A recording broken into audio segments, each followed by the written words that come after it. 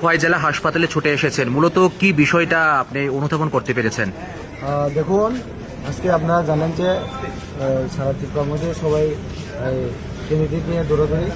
আজকে আপনারা জানেন, আজকে আসাম বাজার হালহালিতে আমার নাম বেরিয়েছে, আসাম বাজার হালহালিতে।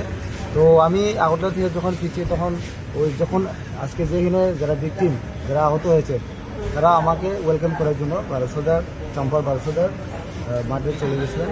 তখন ফেরার পথে রাতের অন্ধকারে তারাকে ঢিল মেরে ইট দিয়ে বাড়ি দিয়ে চলে গেছে, তারা ঠিক মতো বলতে পারে না।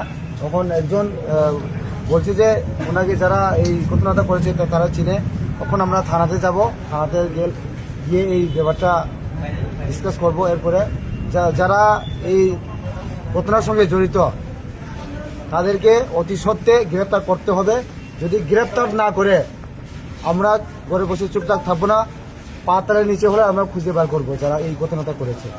এটাই ঘটনা হচ্ছে দাদা, যারা আহত হয়েছেন কতজন আহত হয়েছেন এবং তারা কি আপনাদের দলের সমর্থক? আহত তো হয়েছে চারজনের মধ্যে একজন খুব ক্রিটিক্যাল অবস্থা। তো এখন ট্রিটমেন্ট চলছে, তার দেখা যাক ট্রিটমেন্টটা শেষ হোক, কি অবস্থা তার। তারা কি সবাই তিপ্রামথের সমর্থক? ত্রিপুরার সমর্থন, মানে আপনার প্রচারে গিয়েছিল? প্রচারে না, যখন আমি আসলো আগরতলা থেকে তখন আমাকে ওয়েলকাম করার জন্য তারা চলে গেছিল বারোসোজা মাঠে। তখন এখান থেকে ফেরার পথে এই ঘটনাটা হয়েছে রাতের অন্ধকারে।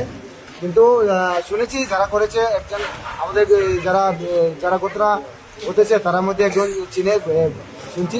কিন্তু তখন থানা যাওয়ার পরে এই ঘটনাটা কি করা যায় এটা দেখবো আমরা। আপনি খোয়াই থানাতে যাবেন এখন না? থ্যাংক ইউ দাদা।